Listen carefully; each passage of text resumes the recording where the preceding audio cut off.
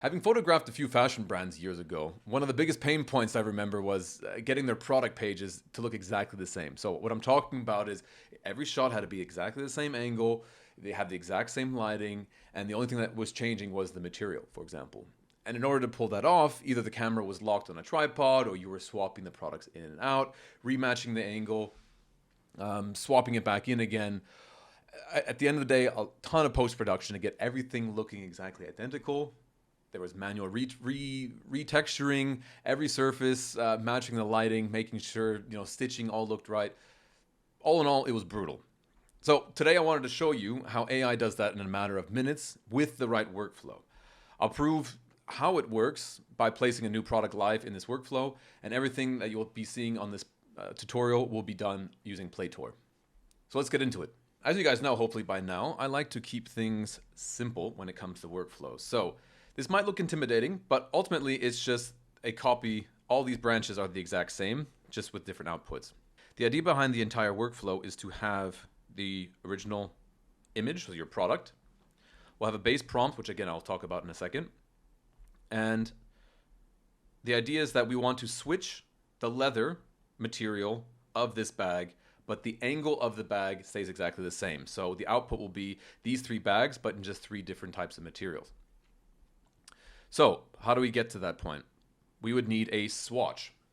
This, for example, is a tan leather swatch, and I also have a description of the material. Why do I have that? Because I, to be honest with you, wasn't the biggest fan of the actual swatch itself that I got from client, but in an ideal situation, you would actually have a swatch that I will have textures as well. So that's why I added the description of material layer here, just so if this wasn't good enough and it was just, you just saw the color, we can actually see, what kind of material this actually is. So soft tan leather. In an ideal situation, you would have the swatch here also have the textures as well as the color here. I will have then these two nodes running into a material analyzer. In terms of the instructions, very straightforward. Essentially, you're a luxury materials analyst, and essentially you're trying to describe this leather material as well as with the description as best as possible in a very simple prompt. That's all it is. So at the end of the day, you get this description of what these two materials actually look like. And then we move on to the prompt builder. And again, nothing too crazy here. We take the material analyzer, this is the description. We also take the three angles of the original bag here, so front, 3/4, and from behind. And we also have a base prompt, which runs into this node here to create a prompt. And then that prompt runs into this image generator that creates, again, front, 3/4, back, front, 3/4, back, and again, using this material. And what you'll notice is this whole section here has just been duplicated for a second branch, but this is in black leather. And as you can see, description of the black leather is here. All of a sudden, the material analyzer has calfskin leather with a matte finish instead of tanned. And same thing works here. Prompt is being generated, and then you have front, 3/4, and back. Same thing for crocodile leather, premium dark leather. Analyze the prompt, analyze the material, excuse me. Then you have the prompt that's being built, and then, which I'm still always amazed about, how well it is able to preserve the original lighting and then apply the new material on there. Now, a big component that is unique about this particular workflow is that I have a base prompt here. And you're probably saying, why don't you have the base prompt over in the instructions node? That's a good question.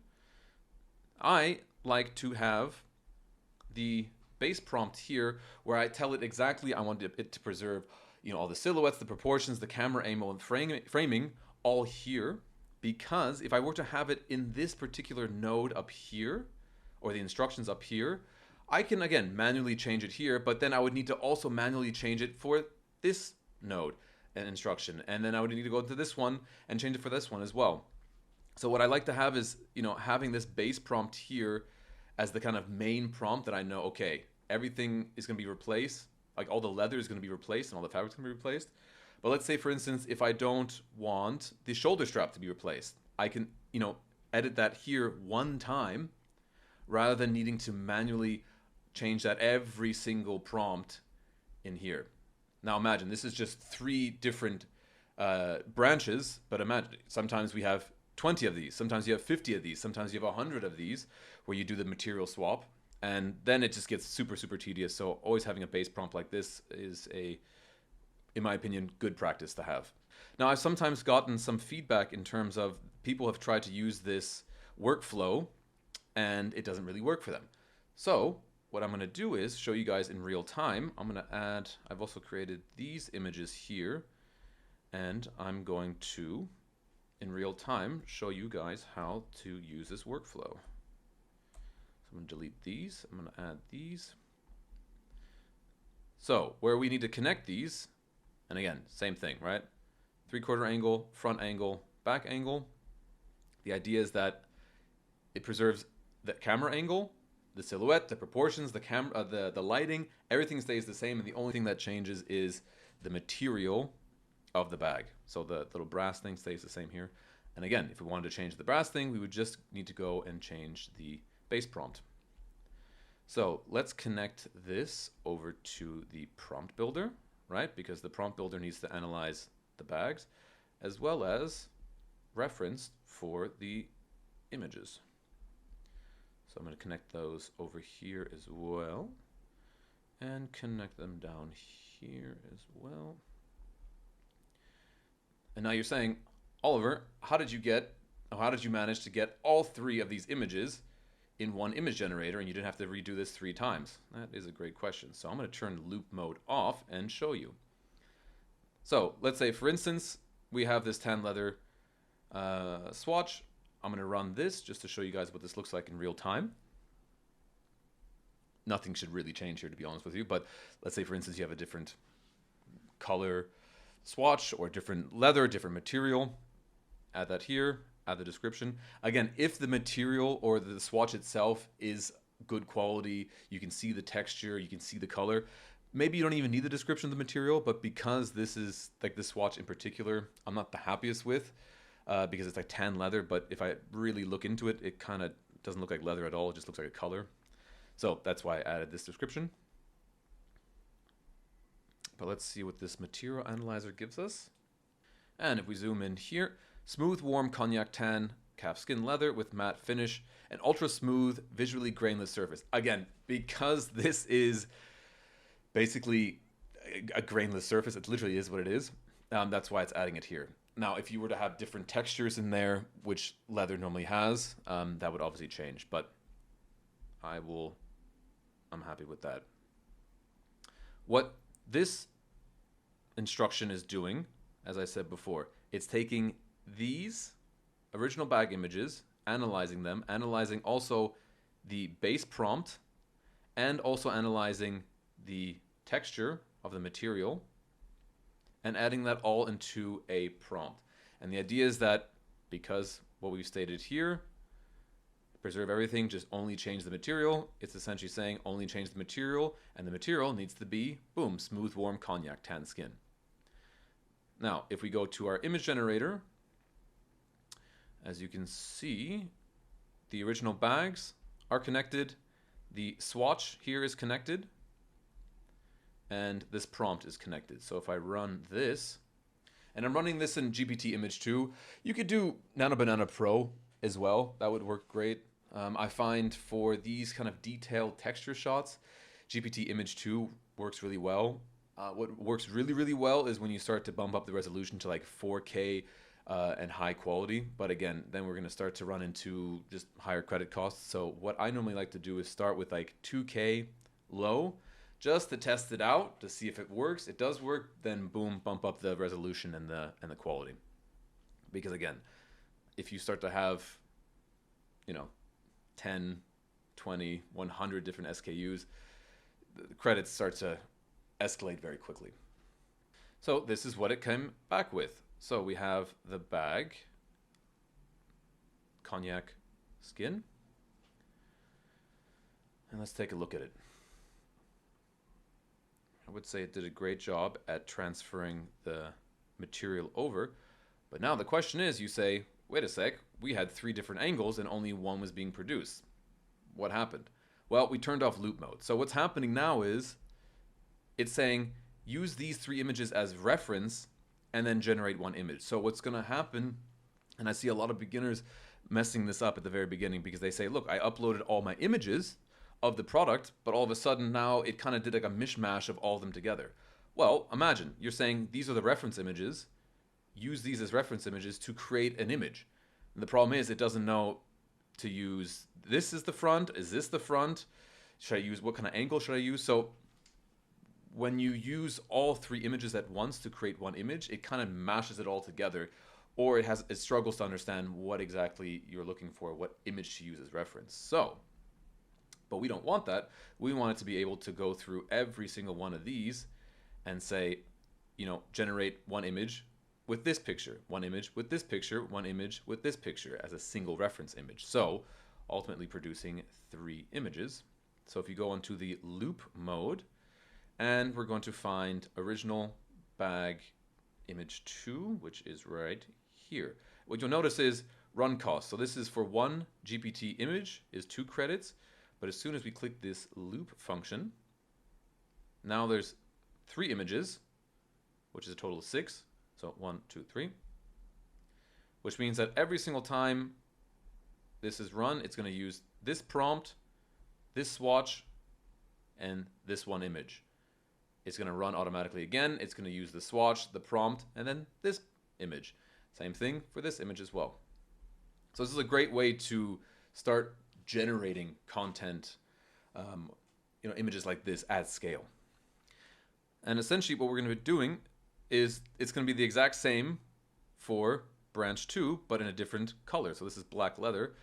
This stays the same because the black leather stayed the same. We're going to refresh this because the bag itself changed a little bit. And I'm going to do the same thing with the crocodile leather. Crocodile leather always seems to be my favorite because I'm still so amazed at how well it preserves like the shape of the bag, but at the same time being able to add a completely new material in here. And because of the structure of leather, of the crocodile leather, I think it always looks so great. And I couldn't even imagine doing this, in post-production, and it's a huge headache. So let's see, this prompt has been created. Again, loop mode is, not on. So that could have been a waste of 1 credit or 2 credits. And so again, because original 2 needs to be on, I'm going to turn that on, turns to 6 credits, perfect, and we're going to run that. And I realized that wasn't on because I deleted this connection here. So that's why. So I guess the same thing goes for here. We need to turn that loop function on. So now we've updated the prompt to match this bag with this leather, and let's run that. Let's see what this has come back with. Now we have 3 images, 3/4, front, back, and that applies to 3/4, front, and back, but in the tanned leather material. Pretty cool. It's preserved everything, just changing the leather. Wait for these to come in.